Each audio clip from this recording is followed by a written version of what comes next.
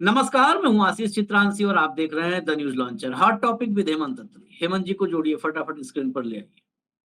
स्वागत है हेमंत भाई आपका।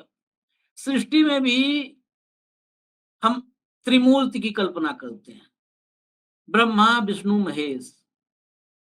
एक जन्म देता है, एक पालन करता है, एक संहार करता है। ऐसे ही मैंने सिर्फ उदाहरण दिया है समझने के लिए। आगे हमारे पास दो महान विभूतियां संसद में थी, एक कम हो गई। एक नो नो और एक रिकॉर्ड में नहीं जाएगा। ये कुछ भी रिकॉर्ड में नहीं जाएगा। जगदीप धनखड़ और ओम बिरला। जगदीप धनखड़ का इस्तीफा ले लिया गया, उनकी जगह आए हरिवंश। हरिवंश ये अद्भुत होता है, कभी कभी धरती पर ऐसा होता है। उनके भीतर ओम बिरला और जगदीप धनखड़ दोनों है। नो नो और रिकॉर्ड में नहीं जाएगा। सीधा एक लाइन में समझिए कि ओम बिरला और जगदीप धनखड़ दोनों ने अलग अलग जितने रिकॉर्ड बनाए थे, उनके ज्वाइंट रिकॉर्ड को तोड़ दिया है हरिवंश ने। उन दोनों के रिकॉर्ड अगर जोड़ लिए जाए तो हरिवंश ने अकेले एक झटके में तोड़ दिया है। लेकिन सदन में अगर वो पूरा का पूरा इसी के देखेंगे तो मल्लिकार्जुन खड़गे ने हरिवंश की बोलती बंद कर दी। अब देखिए, कोई भी इंसान, हम हो या कोई भी हो, अगर वो बेशर्मी पर ही उतारू हो जाए तो फिर कोई उसका उपाय ही नहीं, कोई उपाय नहीं। लेकिन खड़गे ने बोलती बंद कर दी। और नड्डा साहब जहां भी फजीहत हो तो फजीहत नड्डा साहब को अट्रैक्ट करती है, खींचती है अपनी तरफ। नड्डा साहब उसमें जरूर कूद करके एक बार डुबकी लगा लेते हैं फजीहत। तो नड्डा साहब भी कूदे और वहां पर उन्होंने भी फजीहत अपनी करवा ली, खुद करवाई। मैं सबसे पहले आपको पार्लियामेंट में, राज्यसभा में जो कुछ हुआ उसकी एक क्लिप लंबी है, 5 मिनट की है, तो इसलिए देखिएगा। लेकिन क्लिप में एक एक 5 मिनट है, लेकिन एक एक सेकंड महत्वपूर्ण है। इसको पूरा देखिएगा, फिर हम तत्काल चर्चा पे आएंगे हेमंत जी के साथ। ये क्लिप देखिए, हुआ क्या। आपका धन्यवाद करता हूं कि Please, Tiruchiji, I am allowing you to speak. एक minute Only LOP, nobody else. Please. No, don't create. Please, LOP. Please. Only LOP. 1 minute. Please. Only LOP. अरे सर, मैं आपका धन्यवाद करता हूं क्योंकि आपने बहुत बड़ा ज्ञान हमको दिया जो हम नहीं लिया पढ़े। मैंने आपसे सर। नहीं लिया। हम बहुत से जो रेफरेंसेस थे जो पढ़े नहीं थे, आपने हमको पढ़ाया, इसीलिए आपको धन्यवाद देता हूं। और सर, दूसरी चीज, मैंने क्या लिखा आपको, मैंने पढ़ता हूं। I am writing to you on behalf of the opposition parties in Rajya Sabha. We are astonished and shocked at the manner in which CISF personnel are made to run into the well of the House when the members of the exercising their democratic right of protest. We saw this yesterday and we saw this today.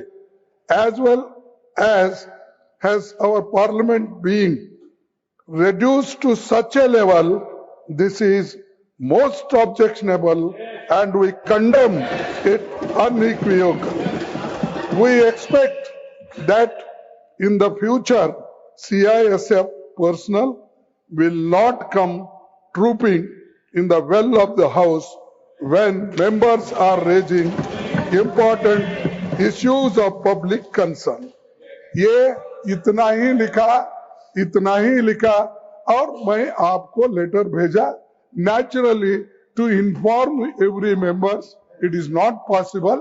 So I gave press note that I have written like this. One thing, sir, shall I ask you? In last time when Jaitley ji was upper house LOP and Sushma Swaraj ji was Lok Sabha LOP. What they said? उन्होंने क्या कहा? उन्होंने ये कहा disturb करना ये भी एक डेमोक्रेटिक प्रोसेस को स्ट्रेंथन करने का है। और ये कोई प्लीज बोले ना एलओपी जी को बोले प्लीज। वो ये कोई बड़ी बात नहीं, ये डेमोक्रेटिक वे में ही हम प्रोटेस्ट कर रहे हैं और ये करते रहेंगे, ये हमारा राइट है। ये उन्होंने कहा तो अगर मैं लेटर लिखा, आपको इतना क्यों ऑब्जेक्शन? टू सेव बोलिए एलओपी बोलिए, आपने बोल दिया। to safeguard the interest outside of the parliamentary member. Outside house अगर आप दायित्व था आपको CRSF को अंदर लाते हो, मैं फिर CRS को अंदर, क्या हम टेररिस्ट है? ये पहले तो यहाँ के स्टॉप, हमको प्रोटेस्ट करती थी। It was Parliament Security Service. Nothing is going on record. I'll come on 267.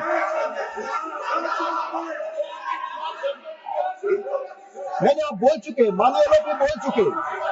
Please, आपने अपनी बात कह ली माननीय लोपी, आपने कह लिया। माननीय लोपी को माइक दे।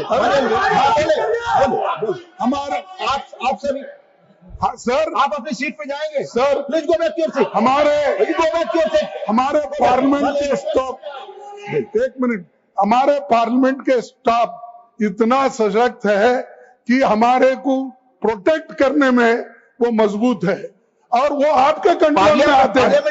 लेकिन आप पुलिस को लाके, मिलिट्री को लाके यहाँ हाउस चलाना चाहते हैं, यहाँ हाउस चलाना चाहते हैं। धन्यवाद। इसी हाउस में, धन्यवाद माननीय सर, इसी हाउस में पार्लियामेंट सिक्योरिटी के लोग राजनारायण जैसे आदमी को यहाँ के सभी स्टॉप लेन उठा के बाहर फेंका था। नो प्लीज, लेकिन आप हमको ये जो इस ढंग से जो ट्रीट कर रहे हैं, 267 विट्ठल भाई पटेल से लेकर परसों तक आप उदाहरण में रहे। 267 हम क्या उतने अज्ञानी हैं? धन्यवाद। क्या हमको कोई समझ में नहीं आता? तो इसीलिए ये चीज को मैं कंडेम करता हूँ, प्रोसीडिंग से निकाल दीजिए। I want to clarify, parliament security service के लोग ही कर सकते हैं और हमेशा आते हैं जब जरूरत I want to put it should be removed from the proceeding. एक इसमें और कलाकारी आपने देखा होगा, बोल रहे थे खड़गे साहब राज्यसभा में लोपी और कैमरा हरिवंश पे था। ये तो कैमरे की कलाकारी, कैमरा स्विचिंग जो बैकएंड वाली टीम होती है उनकी कलाकारी थी। इसमें बहुत सारी बातें थी कि चिट्ठी लिखा। एक तो सीआईएसएफ आई वही गलत था, माफी मांगनी चाहिए थी आसन को। उसके बाद जब चिट्ठी लिखा तो चिट्ठी पे बिदक गए। उसके बाद जब बात रखने लगे तो नो कुछ भी रिकॉर्ड में नहीं जाएगा, इस लाइन पे आ गए। ऐसे ही पार्लियामेंट चलवाना चाहते हैं मोदी और सरकार, इसीलिए धनखड़ की हुई है छुट्टी। लेकिन एक बात इसमें आई, मैं शुरुआती वक्त ले रहा हूं क्योंकि तथ्य है, तथ्य आएंगे तभी विश्लेषण होगा। एक बात बड़ी साफ कही आखिर में हरिवंश ने, कि हरिवंश नारायण सिंह ने, पूरा नाम जानिए, हरिवंश नारायण सिंह ने एक बात साफ कही कि वो पार्लियामेंट सिक्योरिटी थी, सीआईएसएफ नहीं थी। हालांकि गोलमोल कही कि सिर्फ पार्लियामेंट सिक्योरिटी आ सकती है। किरण रिजिजू संसदीय कार्य मंत्री हैं, रिजिजू ने एक्सेप्ट किया था कि सीआईएसएफ आई थी। तो क्या हरिवंश रिजिजू पर एक्शन लेंगे? इतना नैतिक, इतना संवैधानिक, कोई उनके इतना कोई बल हो, उनके पास कोई बल, कई तरह के बल होते, कोई बल है? किरण रिजिजू ने एक्सेप्ट किया था, मैं मीडिया रिपोर्ट दिखा दूंगा कि जो है सीआईएसएफ आई थी थोड़ी देर के लिए। अब बात रही नड्डा की। नड्डा पर हम चले, नड्डा को हम सेकंड हाफ में ले जाएंगे क्योंकि शुरुआत में बहुत वक्त हो गया, 9 मिनट से ऊपर। पहले इसी पे आते हैं। हेमंत भाई, क्या इसीलिए जगदीप धनखड़ का हुआ था इस्तीफा कि उस आसन पर अदृश्य रूप में मोदी जी विराजमान दिखे? अदृश्य रूप में मतलब उनकी हर जगह ना यत्र तत्र सर्वत्र मोदी जी ही दिखे। आशीष जी नमस्कार, आपको सारे दर्शक साथियों को भी। देखिए आशीष भाई, ये जो कुछ हो रहा है, ये 31 जुलाई को चलिए आप वापस, और 1 अगस्त को, तो जब 31 जुलाई को तो इनको यकीन ही नहीं हुआ कि सीआईएसएफ के जवान इस तरीके से वेल के अंदर आ सकते हैं। ये कभी हुआ ही नहीं। सीआईएसएफ कोई छोटी मोटी चीज नहीं है, पुलिस नहीं है, इट्स ए पैरामिलिट्री फोर्स। और जो संसद परिसर की पूरी सुरक्षा का जिम्मा है वो उसके पास है। और जहां पर सांसद बैठते हैं, हर जो बहस होती है उसको चैम्बर बोलते हैं, राज्यसभा चैम्बर, लोकसभा चैम्बर। उसके अंदर केवल पार्लियामेंट्री सिक्योरिटी सर्विस और मार्शल्स होते हैं, जो अपने आप नहीं आ सकते, उनको चेयर तलब करती है तो वो आते हैं, और तब हाउस को ऑर्डर में जब चेयर के आदेश के मुताबिक होता है। 31 जुलाई को ये हुआ तो इनको समझ में ही नहीं आया पोजीशन को, ये कैसे हो सकता है, वो डिफरेंशिएट ही नहीं कर पाए कि ये कौन लोग। और जब ये सारे लोग नारे लगा रहे थे वेल के अंदर, अपोजिशन के लोग, एसआईआर को लेकर, तमाम मांगों को लेकर के, तब वो लोग वहां पर देखे गए। तो इन्होंने 31 जुलाई को कुछ नहीं किया। जब 1 अगस्त को वही घटना की पुनरावृत्ति हुई, तब इन्होंने एक चिट्ठी लिखी। और ये शुरुआत आज कहां से हुई, पहले तो आपको ये बता दूं, वो दिखा दीजिएगा, जब किरण रिजिजू ने स्वीकार किया ऑन रिकॉर्ड, उनकी बाइट चाहिए तो बाइट भी है, जिसमें उन्होंने ये कहा कि सीआईएसएफ को सदस्यों की रिक्वेस्ट पर लाया गया था। मैं चाहूंगा एक बार वो खबर दिखवा दीजिए। वही रिजिजू कह रहे हैं। आज उन्होंने आउटराइटली उन्होंने भी मना कर दिया और चेयर ने मना कर दिया। ये देखिए, no MPs will be stopped from speaking. किसी भी सांसद को बोलने से नहीं रोका जाएगा। किरण रिजिजू डिफेंड्स सीआईएसएफ डिप्लॉयमेंट इन राज्यसभा वेल। किरण रिजिजू सीआईएसएफ डिप्लॉयमेंट का समर्थन, उसकी वो करते हैं, समर्थन करते हैं एक तरीके से राज्यसभा के वेल के अंदर। Dismisses opposition concerns. ये टाइम्स ऑफ इंडिया की खबर है, मेरी और आपकी नहीं। जो विपक्ष की चिंताएं हैं, एक और खबर ये देखिए, ये खबर देखिए। उसके बाद कहते हैं, Rijiju justifies CISF presence in Rajya Sabha well, says some MPs stood atop treasury benches। Rijiju justify करते हैं राज्यसभा के वेल के अंदर सीआईएसएफ की मौजूदगी को, और कहते हैं कि कुछ एमपी ट्रेजरी बेंच जो है सत्ता पक्ष की, उस पर चढ़ गए थे। इसका मतलब क्या है कि आप सीआईएसएफ को बुला लेंगे, कल मिलिट्री को बुला लेंगे। और अगर ये पूरी खबर दिखाएंगे आप, तो उसमें साफ साफ स्वीकार करते हैं कि सदस्यों की मांग पर, ये 2 दिन पुरानी बात है, सदस्यों की मांग पर सीआईएसएफ को बुलाया गया। ये देखिए, Union Minister of Parliamentary Affairs Kiran Rijiju justified deploying Central Industrial Security Force personnel in the well of the Rajya Sabha and said, और ये कहा, that some MPs have physically taken a stand atop the treasury bench। सत्ता पक्ष की उस पर चढ़ गए थे बेंच में। Replying to Congress on Friday, पिछले वर्किंग डे की बात है, फ्राइडे की, जब मल्लिकार्जुन खड़गे ने जब ये बात उठाई, रिजिजू ने आश्वासन दिया कि किसी भी सांसद को बोलने से नहीं रोका जाएगा। अब देखिए, ये बड़ा महत्वपूर्ण है, जो कोट एंड कोट है।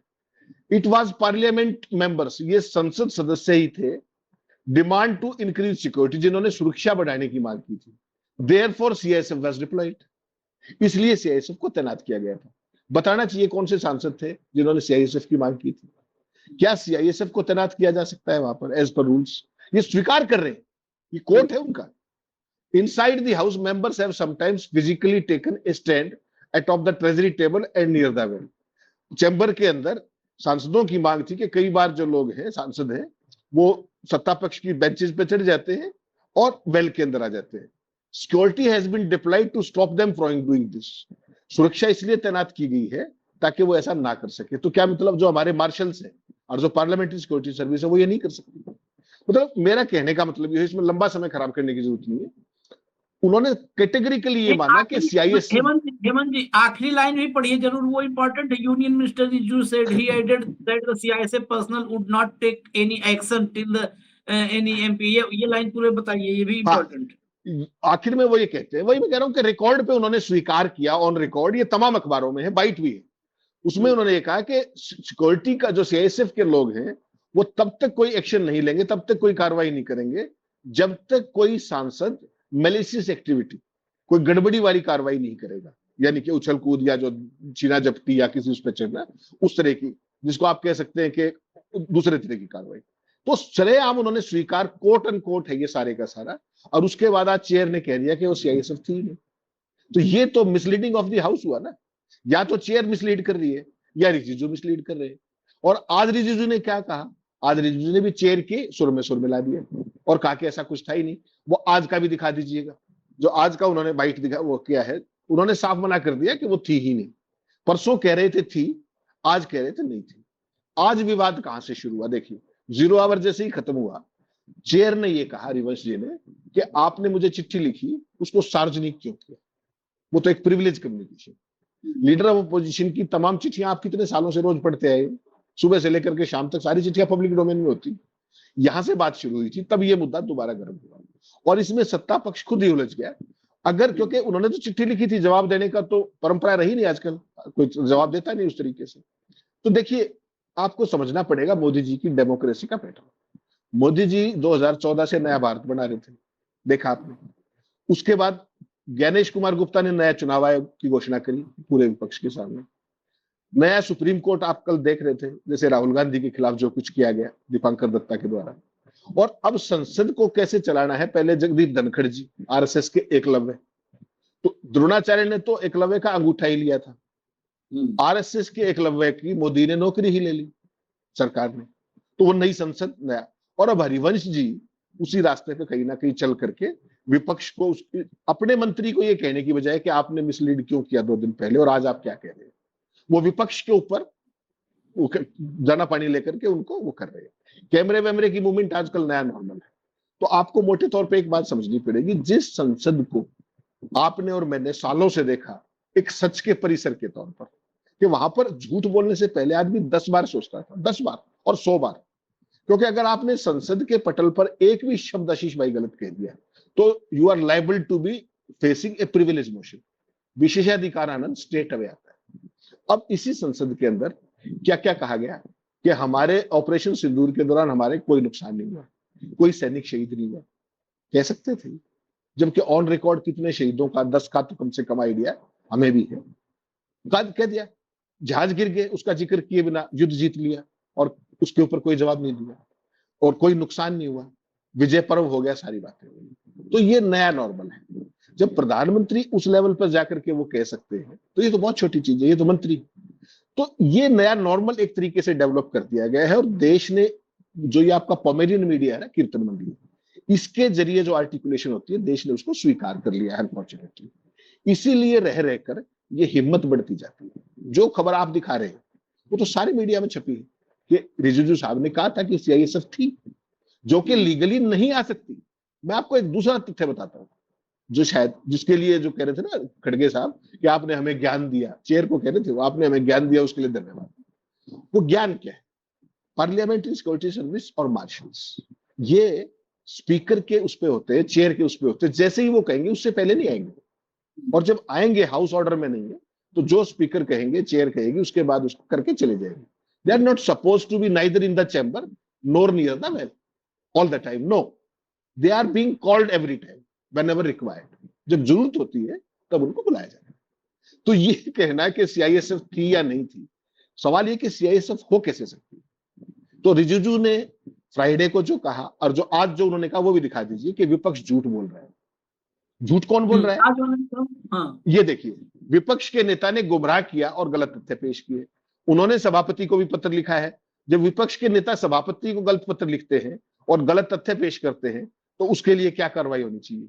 मैं तो चाहूंगा इसको 2 विंडो में दिखा दीजिए, एक में इनका परसों का बयान और एक में इनका आज का बयान। सारी कहानी दर्शकों के सामने, दूध का दूध पानी का पानी। देख लिए सब। ये बेसिकली इस देश में गजब है, प्रधानमंत्री से लेकर संसदीय कार्य मंत्री तक। जिस देश का मंत्री मीडिया रिपोर्ट के हवाले से इस्लामाबाद कराची पे कब्जा और इस सब का ये सब खबर पोस्ट कर दे, लाज शर्म होता तो जो है घर बैठते मंत्री पद से इस्तीफा देके। यही वो मंत्री हैं किरण रिजिजू, याद है ना आपको? वो जो है गोदी मीडिया, जब इस्लामाबाद कब्जा, कराची कब्जा, विध्वंस खत्म, मुनीर गिरफ्तार, शाहबाज बंकर में, ये वो खबरें अपने पोस्ट एक्स हैंडल पर पोस्ट कर रहे थे। आप बताइए, समझ में नहीं आता है कि पामेरियन मालिक को चला रहा है कि मालिक पामेरियन को वॉक करवाने निकला है, पता ही नहीं चलता है? अब जो है जरा इसमें जो आपने कहा ना, एक तो सीआईएसएफ आ ही नहीं सकती, पहली बात। सीआईएसएफ आई, बड़ा क्लियर कट समझिए, सीआईएसएफ आई, रिज्यू ने एक्सेप्ट किया। और ये हम नहीं कह रहे, ये हम नहीं कह रहे, संसदीय कार्य मंत्री कह रहे हैं। मैं वही कह रहा हूं, रिज्यू ने एक्सेप्ट किया और हरिवंश ने आज डिनाई किया। कौन सही है कौन झूठ है?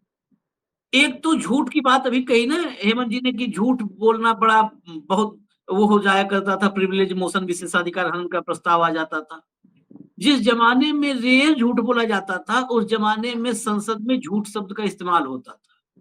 जिस जमाने में झूठ बोलना रूटीन हो गया है सदन में, उस जमाने में झूठ को असंसदीय शब्द घोषित कर दिया गया है हेमंत भाई। अब अगर आप जैसे सदन में बोलिए, सदन के भीतर कि आशीष झूठ बोल रहे हैं, तो तुरंत उसे nothing is going on record कर दिया जाएगा। झूठ शब्द को असंसदीय कर दिया गया क्योंकि झूठ के अलावा कुछ बोले नहीं जाता है, इसलिए झूठ को असंसदीय झूठ घोषित कर दिया। झूठ is the new normal, is the new हाँ, नॉर्मल। झूठ न्यू सच नॉर्मल, सच न्यू सच जो नॉर्मल। है, सच जो है वो दुर्लभ है, झूठ नया नॉर्मल है। यही नया लोकतंत्र है।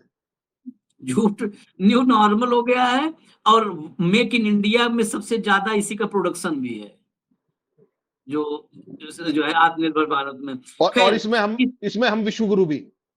विश्वगुरु विश्वगुरु कोई डाउट नहीं है। दुनिया की रिपोर्ट्स बताई है कि मिसलीडिंग न्यूज में और फेक न्यूज में भारत नंबर 1 पे है। ये दुनिया की रिपोर्ट है भाई, ये हम लोग थोड़ा कर रहे हैं। खैर, नड्डा को भी इसी में ले आते हैं। जरा जरा नड्डा साहब का दिखाइए भैया, जरा हेडलाइन दिखाइए तो नड्डा साहब का। Take tuition from me. यहाँ वी नहीं है, यहाँ मी है, इसलिए मी पे मैं जोर दे रहा हूं क्योंकि आगे भी हिसाब किताब करना है। Take tuition from me, JP Nadda slams opposition over CISF in house claim. ये नड्डा साहब ने कहा कि मैं 40 साल से विपक्ष में हूं, तो विपक्ष में कैसे रहा जाता है? आप लोग मुझसे ट्यूशन लीजिए, मुझसे यानी नड्डा से। देखिए, protest by the opposition Tuesday over claim central industrial security forces यानी CISF had been deployed in the Rajya Sabha prompted the ruling Bharatiya Janata Party JP Nadda to rebuke rival MPs. I have told these people several times I was in the opposition. I was in the opposition for over 40 years. Hindi में यही line खाली बताएंगे कि मैं 40 साल विपक्ष में रहा। They should take tuition classes from me. इन लोगों को जो विपक्ष में है इनको मुझसे ट्यूशन लेना चाहिए। ऑन हाउस कंडक्ट माने सदन में कैसा आचरण हो, इस पर मुझसे ट्यूशन लेना चाहिए। I will tell them how the opposition should conduct itself. बस इतने पे रोक देते हैं, इतने पे। You have been there only for 10 years। आप सिर्फ वहां 10 साल से हैं। You have to be there for 30-40 years। अभी 30-40 साल और रहना है आपको। खैर, इतने पे रोक। बस मैं 2 लाइन बताऊंगा और चलूंगा हेमंत जी के पास, खाली इनका प्रोफाइल बता दूं। 1993 में पहली बार विधायक बने जेपी नड्डा, 1993 में। 93 से 98 अपोजिशन में थे। 98 में फिर विधायक बने, 98 से 2003 तक मंत्री थे। हिमाचल में मंत्री थे, सत्ता में थे, मंत्री थे। फिर 2003 से 7 गायब थे। 7 में फिर जो है ये विधायक बने और 7 से 12 मंत्री थे। मतलब 93 में जीते तो 93 से 98 खाली विपक्ष में थे। 2003 से 98 से 3 मंत्री थे, 7 से 12 मंत्री थे और फिर 14 में इधर आ गए। मोदी जी एक हीरा तलाश के और तराश के लाए, तो तब से ये सत्ता में है और सत्ता के बहुत अहम किरदार। अपने राजनैतिक जीवन में ये महाज्ञानी राजनेता सिर्फ 5 साल अपोजिशन में रहा है, सिर्फ 5 साल अपोजिशन में, मात्र 5 साल। रिपीट बार बार कर देता। और ये आदमी सदन में, वही बात है, झूठ यानी न्यू नॉर्मल। सदन में क्या कह रहा है? मैं 40 साल और 60 की कुल पैदाइश है इनकी, मैं 40 साल विपक्ष में रहा हूं, मुझसे ये लोग ट्यूशन ले कि सदन में आचरण कैसे करना चाहिए। 5 साल विपक्ष में रहे भाई साहब।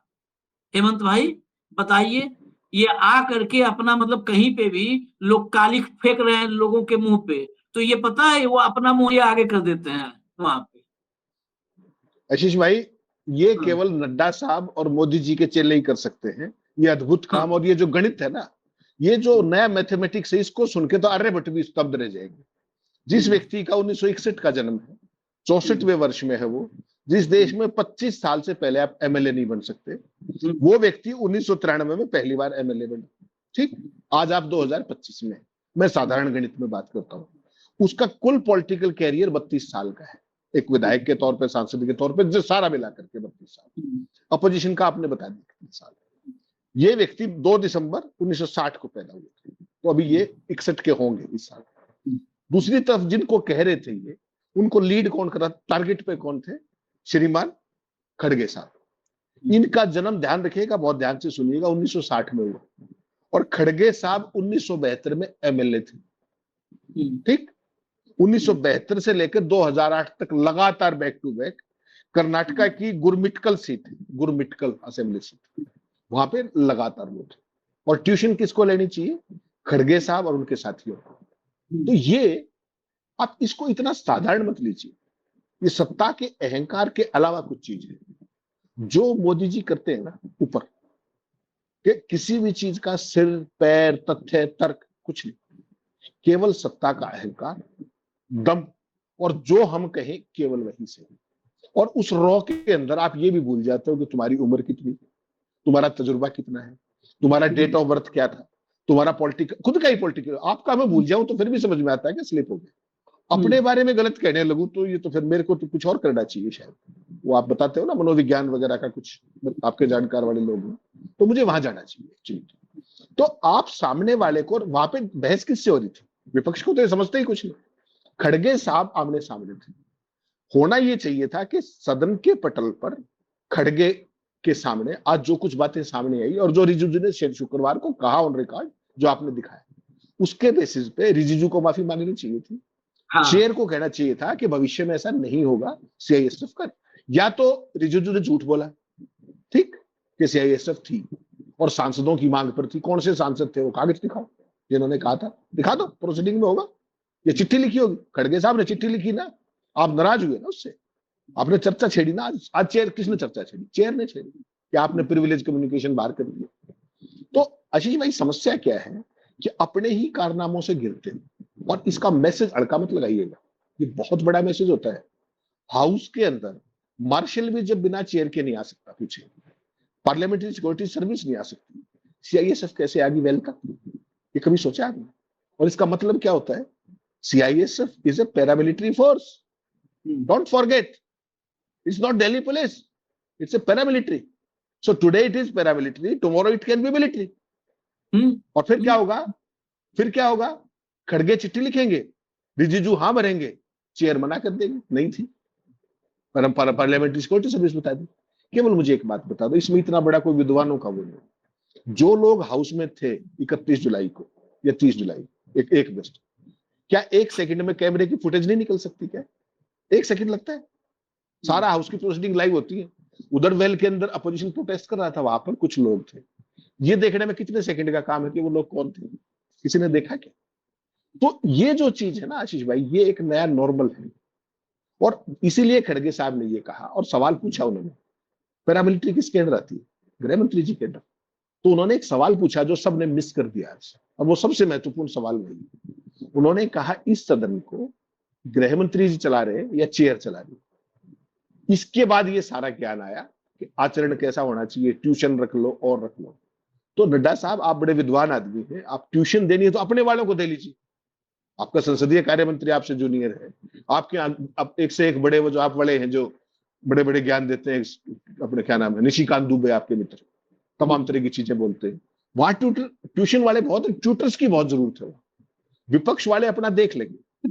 केवल आप ये देखिए कि आप संसद की कार्रवाई को किस दिशा में लेके जा रहे हैं। ये दुर्भाग्यपूर्ण चीज है। किसी भी प्रोग्रेसिव देश के अंदर संसद के पटल पर झूठ बोलने से बचा जाता है। यहां तो नीचे से ऊपर लेकर सारे काम ही एक कर रहे हैं। और ये जो गंगा है, ये शुरू होती है कहां से? मोदी जी की गंगोत्री से। जो ऊपर से लेकर नीचे तक सब वही चल रहा है। This is new normal, what else we can say. Very unfortunate. खैर, मैंने मार्शल जो पिछला कार्यक्रम किया था हमने, जिस दिन ये हुआ था, उस दिन मार्शल की भूमिका हमने बताई थी, और मार्शल की नियुक्ति कैसे होती है, किस कैटेगरी के होते हैं, सब बताया था। बड़ा बहुत स्पष्ट है उस दिन की चर्चा, जो लोग भी देखे होंगे। मार्शल को या जो पार्लियामेंट की सिक्योरिटी होती है, जो अंदर वाली सदन की जो चैम्बर की सिक्योरिटी, उसको तो करीब-करीब सारे सांसद पहचानते हैं जी। हाँ, बिल्कुल। ऐसा नहीं है कि वो बटालियन आएगी, गोरखा बटालियन है और जो है ये है, नहीं पहचानते, वो सब पहचानते हैं। और मार्शल एक सदस्य का नाम और चेहरा रिकॉग्नाइज करता है। मार्शल के लिए क्या-क्या योग्यता होनी चाहिए, एलिजिबिलिटी, वो सब मैंने बताया था कि वो क्लास 1A ग्रेड ए का सिक्योरिटी का वो होना चाहिए, डिप्टी डायरेक्टर रैंक पर सिक्योरिटी में काम किया हो, नहीं है तो 5 साल की किसकी कहाँ पे अनुभव होना चाहिए, वो नहीं है तो 10 साल का कहाँ अनुभव होना चाहिए, क्या-क्या एलिजिबिलिटी है सारा बताया था। तो ये मार्शल पर कोई विवाद करे या अपोजिशन मार्शल को सीआईएसएफ बताने लगे, ये भी बिल्कुल मतलब डाइजेस्ट हजम होने वाले तथ्य नहीं है। और जब रिज्जू ने एक्सेप्ट कर लिया तो फिर क्या इसके बाद चर्चे क्या करना है? वो तो कायदे से तो होना चाहिए। खड़गे साहब बहुत बुजुर्ग हैं, उनको एक लाइन बोल देना चाहिए था कि हरिवंश जी आप जा पहले फरिया के आइए रिज्जू से, आपस में दोनों आदमी फाइनल करके हमें बता दीजिएगा। जाओ पहले फाइनल करके आओ। लालू यादव जैसे आदमी होते ना, इस दौर में लालू यादव की कमी मुझे बहुत खटकती है हेमंत भाई, बहुत खटकती है। नहीं इन लोग को चकरघिन्नी बना दे वो आदमी।